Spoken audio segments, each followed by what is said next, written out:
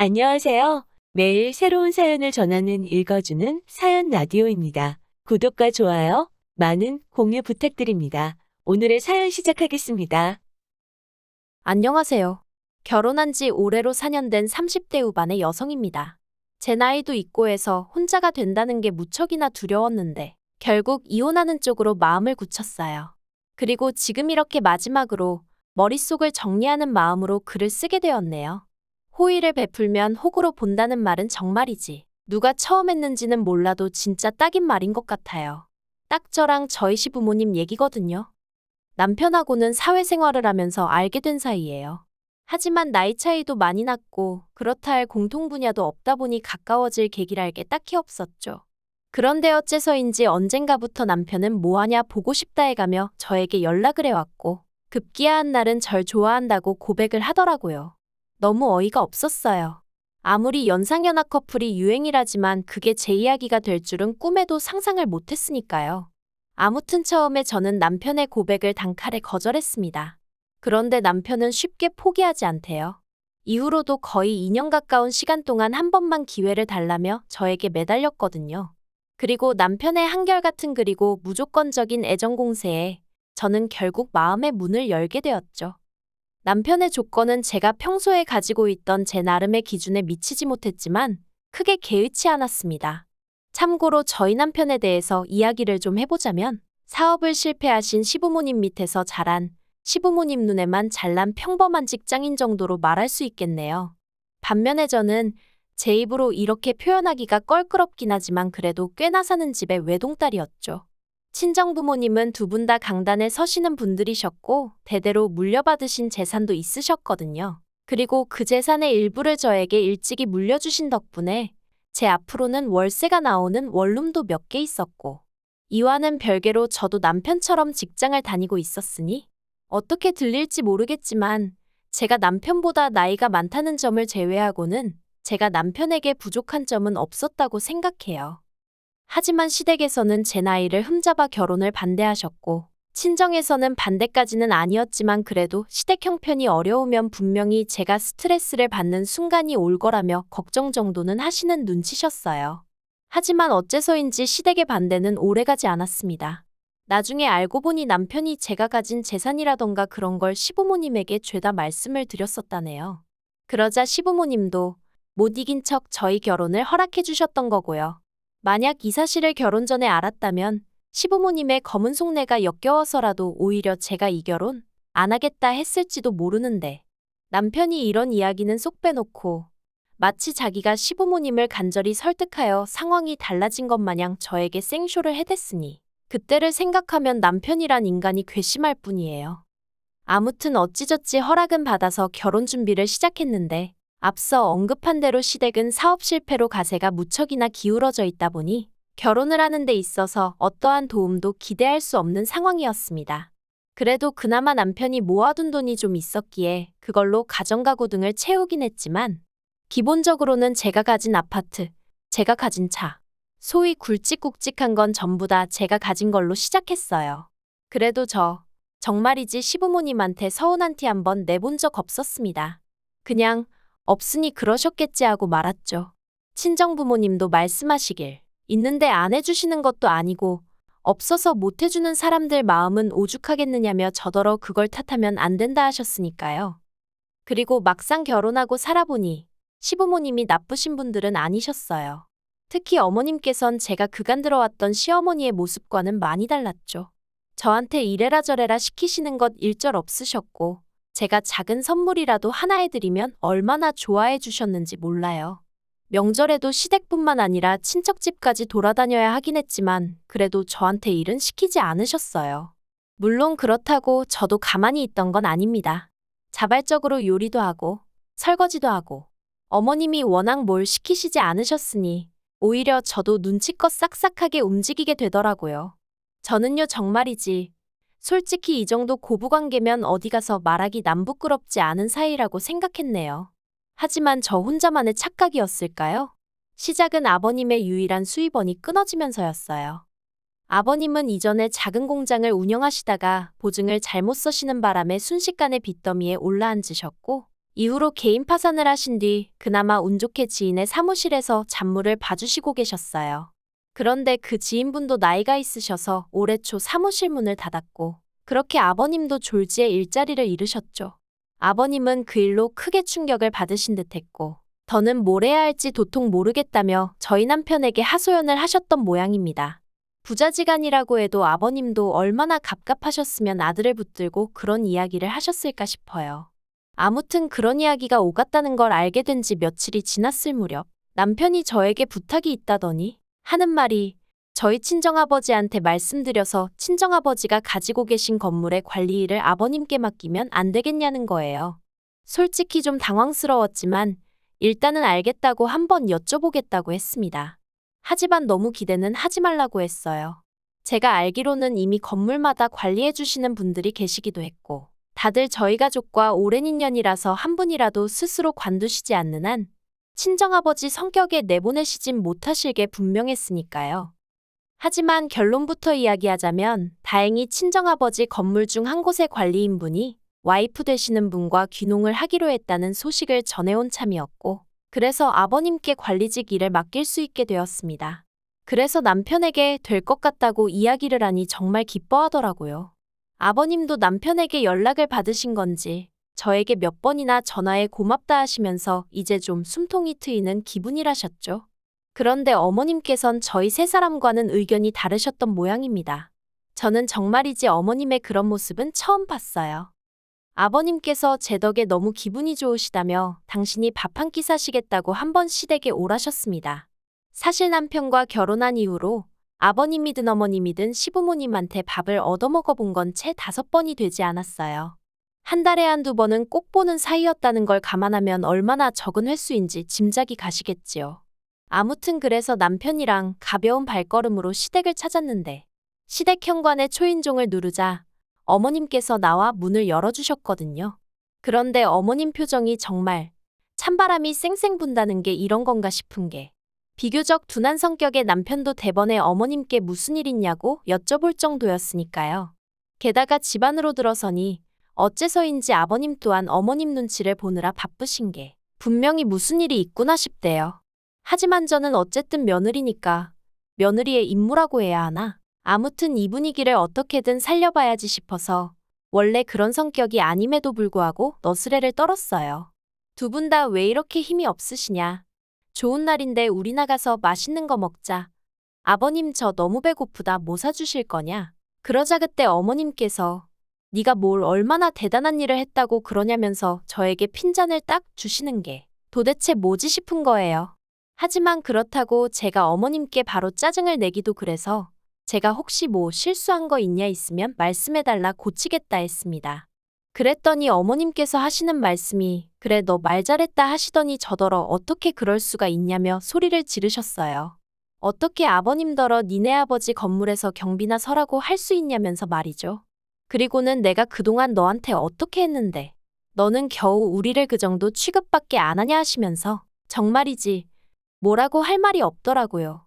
그래서 제가 어머님께 그렇게 불편하게 생각하실 줄은 정말 몰랐다고 죄송하다고 사과를 드렸습니다. 저는 남편이 먼저 말을 꺼냈고 아버님도 좋아하셨기에 잘 됐다고만 생각했는데 어머님 입장에선 그게 그렇게 느껴지셨다니 정말 죄송하다고 다 없던 일로 할 테니 노여움 푸시라 했죠.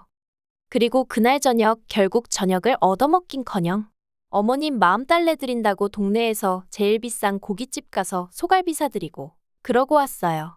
그런데 이튿날 아버님한테 전화가 왔는데 하시는 말씀이 어머님한테는 비밀로 하고 그냥 저희 친정아버지 건물에서 당신이 관리 일을 하면 안 되겠냐는 거예요. 제 입장이 정말 난처했습니다. 괜히 아버님 부탁을 들어드렸다가 어머님이 알게 되시면 그땐 저뿐만 아니라 저희 친정부모님까지 싫은 소리 듣게 되실 게 뻔할 뻔자였고 그렇다고 아버님 부탁을 거절하자니 앞으로 그럼 아버님과 불편해질 것 같은데 당연히 그 또한 제 입장에선 피하고 싶은 상황이었으니까요. 하지만 고민 끝에 저는 아버님께 그렇게는 안 될 것 같다고 했어요. 아버님도 어머님 반응을 보셔서 아시지 않으시냐? 저 어머님한테 또 혼나기 싫다. 아버님이 제 입장 좀 봐달라고 사정을 했죠. 그랬더니 아버님도 서운하신 기색이 역력하시긴 했지만 알겠다 하시더라고요. 그리고 일이 그렇게 마무리가 되었다고 생각했는데 그 일이 있고 한 달쯤 지났을 무렵이었어요. 어머님이 저희 부부한테 할이야기가 있다며 시댁에 오라 하셨고 저희는 영문도 모른 채 시댁에 내려갔습니다. 그리고 지난번과 마찬가지로 초인종을 누르니 어머님이 현관을 열어주셨는데 어째서인지 또 찬바람이 쌩쌩 불더라고요. 그리고 그 모습을 본 남편이 한숨을 푹 내쉬면서 오늘은 또 무슨 일이냐 하니까 일단 들어와서 이야기하자며 확 돌아서시는데 진짜 무슨 도살장에 끌려가는 소라도 된 기분이었네요. 어머님 아버님 그리고 남편과 저 네 사람이 모여 앉자 어머님께서 이내 말문을 여셨습니다. 그리고 시작은 저희한테 특히 저한테 너무 서운하다시는 거였어요. 도대체 영문을 알 수가 없었죠. 순간 내가 무슨 기념일 같은 걸 까먹었나 그런 생각도 들고. 하지만 도무지 도통 떠오르는 게 없어 어머님께 그냥 말씀해 주시라고 제가 고치겠다 했습니다. 그랬더니 어머님이 대뜸 너는 네 시부모가 어떻게 먹고 사는지 걱정도 안 되니? 그러시는 거예요. 솔직히 말하면 걱정되었죠. 걱정이 되니까 친정아버지께 관리 일도 말씀드려봤던 거고 제 나름대로 신경을 써드렸던 거 아니겠어요. 그런데 어머님이 싫다고 하셨잖아요. 그런데 이제 와서 왜 걱정을 안 하냐고 짜증을 내시니 기가 막혀서 뭐라고 말씀을 드려야 하나 싶대요. 그래서 제가 아무 말도 안 했어요. 제가 안 하면 남편이라도 뭐라고 한마디 하겠지 싶어서. 그런데 남편도 아무 말도 안 하고 있으니까 어머님이 약이 오르셨던 건지 갑자기 눈물을 보이시며 저더러 너 그러는 거 아니랍니다. 내가 말은 안 했지만 너 맨날 네 부모랑 호텔 레스토랑만 다니면서 밥 먹는 거 안다고. 그런데 너 우리하고는 생전 그런데 가본 적 있냐? 너 지난번에 네 부모하고 유럽 여행 갔다 왔지 않냐 그래놓고 우리하고는 제주도 갔다 오지 않았냐? 솔직히 소름 끼쳤어요.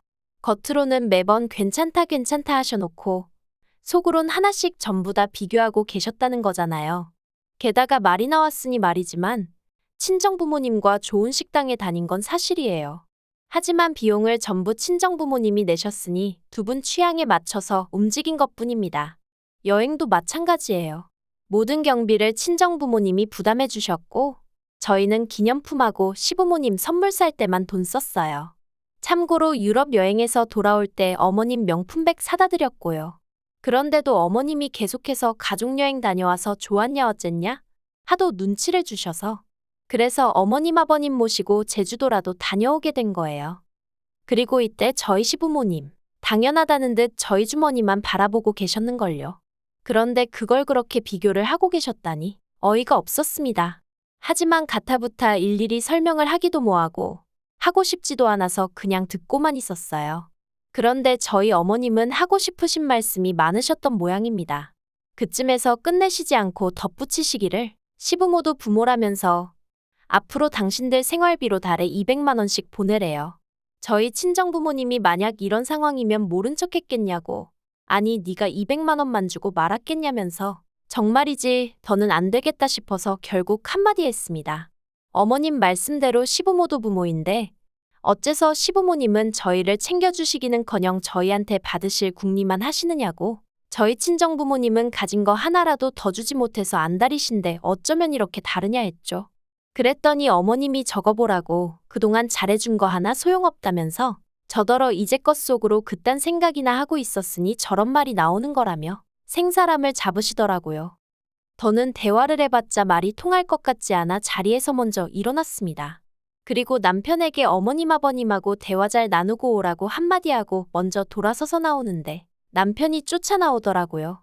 그리고는 이렇게 가면 어떡하냐면서 얘기를 좀 하자더니 한다는 말이 솔직히 자기도 어머님이 심하신 거 안돼요. 도가 지나치셨고 자기가 대신해서 사과하겠다고요. 그런데 저는 며느리라 모르겠지만 자기는 아들이라서 그런가 자기 부모님 입장이 이해가 안 가는 건 아니랍니다. 저더러 생각해보라면서 저희 부모님은 삐까뻔쩍하게 해놓고 사시는데 어머님 아버님은 그렇지 못하니 얼마나 자존심이 상하셨겠냐고 황당하더라고요.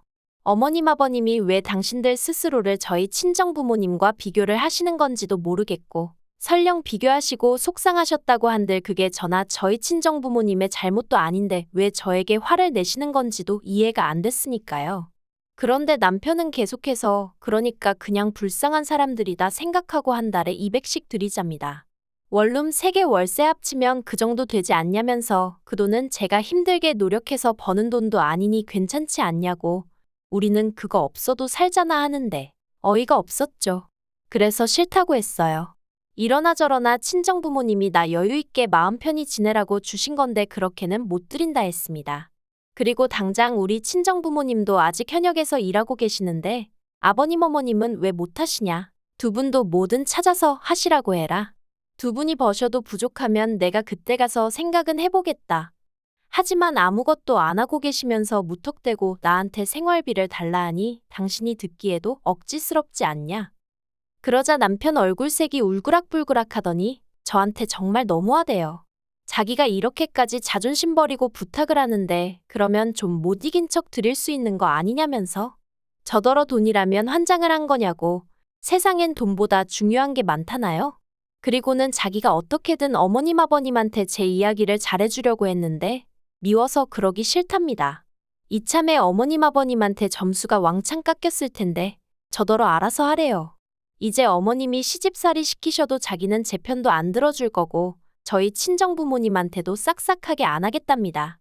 제가 먼저 양가부모님을 차별하니까 자기도 저희 친정부모님하고 시부모님을 달리 대하겠다나요? 그래서 그러라 했어요. 그럴 거면 사위는 뭐하러 하냐?